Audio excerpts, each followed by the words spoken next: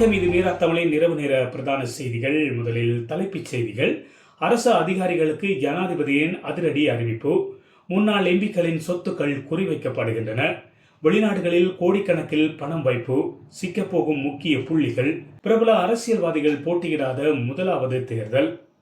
தூய்மையானவர்கள் மட்டுமே தற்போது தமிழரசு கட்சியில் உள்ளனர். இரா சாணக்கியன் கூறுகின்றார். கடந்த அரசியல்வாதிகளை விட ஏவிபி ஆபத்தானது. தமிழ் தேசிய மக்கள் முன்னணி எடுத்துரைப்பு. இனி விரிவான செய்திகளுக்கு செல்லலாம். நாட்டில் நிலவும் சீரற்ற காலநிலையால் பாதிக்கப்பட்ட மக்களுக்கு உடனடி நிவாரணம் வழங்குமாறு ஜனாதிபதி அனுர்குமார திசாநாயக்க அதிகாரிகளுக்கு பணிப்புரை விடுத்துள்ளதாக ஜனாதிபதி ஊடகப் பிரிவு தெரிவித்துள்ளது.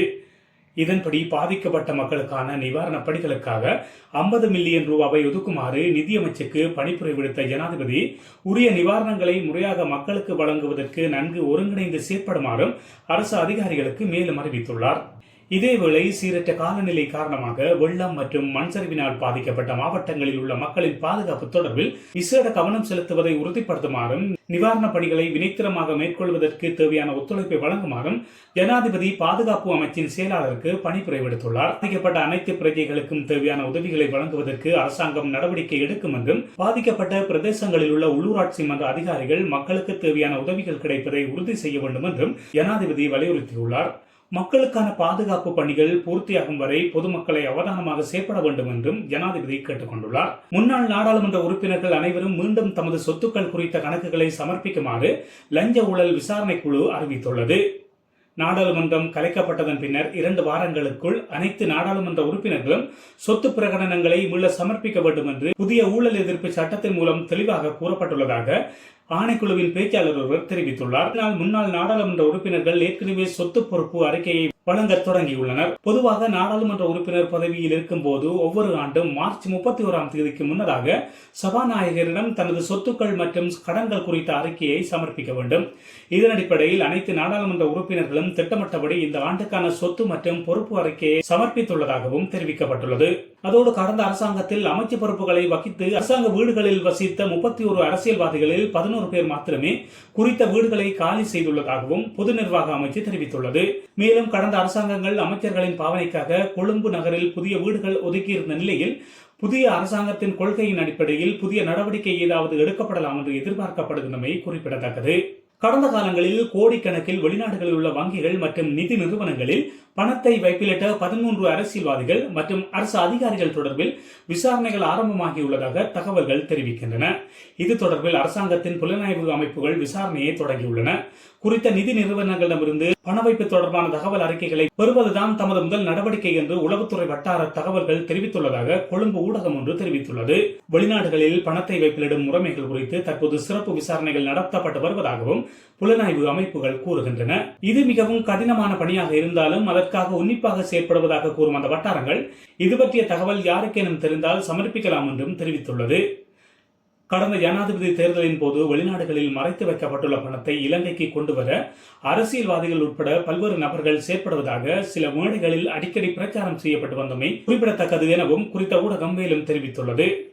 இந்த வருடம் இடம்பெறவுள்ள பொதுத் தேர்தலில் 50க்கும் மேற்பட்ட பிரபல அரசியல்வாதிகள் போட்டியிடவில்லை என்று தெரிவிக்கப்பட்டுள்ளது. முன்னாள் ஜனாதிபதிகளான மஹிந்த ராஜபக்ச மற்றும் ரணில் விக்ரமசிங்கே மற்றும் நாடாளுமன்ற உறுப்பினர்களான பாட்டாளி சம்பிக்க ரணவக்க, விமல் வீரவன்ச உள்ளிட்ட பிரபல அரசியல்வாதிகள் போட்டியிடாத முதலாவது தேர்தலாகவும் இந்த தேர்தல் அமைந்துள்ளதாக தேர்தல் கண்காணிப்பு அமைப்புகள் தெரிவிக்கின்றன. இதன் காரணமாக தீர்மானமிக்க தேர்தலாக இது மாறியுள்ளது என்று சுதந்திரமானதும் நீதியுமானதுமான தேர்தலுக்கான மக்கள் அமைப்பின் நிறைவேற்று பணிப்பாளர் ரோஹன கெட்டியாராச்சி தெரிவித்துள்ளார். இதேவேளை இம்முறை 50க்கும் மேற்பட்ட பிரபல அரசியல்வாதிகள் பொது தேர்தலில் போட்டியிடவில்லை என்று ஜனநாயக மறுசீரமைப்பு மற்றும் தேர்தல் கண்காணிப்பு நிறுவனத்தின் நிறைவேற்று பணிப்பாளர் மஞ்சுள கஜநாயக்க தெரிவித்துள்ளார். தூய்மையான உறுப்பினர்களை மட்டுமே வேட்பாளர்களாக இலங்கை தமிழரசு கட்சி களமிறக்கியுள்ளது என்று இலங்கை தமிழரசு கட்சியின் மட்டக்களப்பு மாவட்ட முதன்மை வேட்பாளரும் முன்னாள் நாடாளுமன்ற உறுப்பினருமான இரா சாணக்கியன் தெரிவித்துள்ளார். தமிழ் தேசிய பரப்பில் கொலை செய்யாதவர்கள், கடத்தல் செய்யாதவர்கள், காட்டிக் கொடுக்காதவர்கள் இலங்கை தமிழரசு கட்சியின் சின்னத்தில் மட்டுமே போட்டியிடுகின்றனர் என்றும் அவர் தெரிவித்துள்ளார். மேலும் கருத்து தெரிவித்த சாணக்கியன் நீண்ட காலத்திற்கு பின்னர் தூய்மையான தமிழரசு கட்சியின் உறுப்பினர்களை கொண்ட வேட்பாளர்களை கொண்டு இலங்கை தமிழரசு கட்சி களமிறங்கியுள்ளது. மட்டக்களப்பு மாவட்டத்தில் ஏனைய கட்சிகளில் போட்டியிடும் தமிழ் வேட்பாளர்களுடன் ஒப்பிட்டு பார்க்கும்போது எமது வேட்பாளர்கள் சிறந்த வேட்பாளர்கள் என்ற கருத்து நிலவுகின்றது. எமது கட்சியில் ஊழலற்ற கடந்த காலத்தில் ஈடுபடாதவர்கள் எமது வேட்பாளர்கள் பட்டியலில் உள்வாங்கியுள்ளோம். ஏனைய கட்சிகள் இது தொடர்பில் பேச முடியாது. கடந்த காலத்தில் ஊழல் மோசடிகளில் அதிக அளவில் ஈடுபட்டவர்கள் ஏனைய கட்சிகளில் போட்டியிடுகின்றார்கள். தமிழ் தேசிய பரப்பில் கொலை செய்யாதவர்கள், கடத்தல் செய்யாதவர்கள், காட்டிக் கொடுக்காதவர்கள் இலங்கை தமிழரசு கட்சியில் சின்னத்தில் மட்டுமே போட்டியிடுகின்றனர். ஏனைய கட்சிகளில் இவ்வாறான தமிழ் மக்களுக்கு எதிரான செயற்பாடுகளை முன்னெடுத்தவர்கள் வேட்பாளர்களாக நிறுத்தப்பட்டுள்ளார்கள். ஏனைய பிரதான கட்சிகளை பார்த்தால் தமிழ் பேசும் மக்களாகவே களமிறக்கப்பட்டுள்ளார்கள்.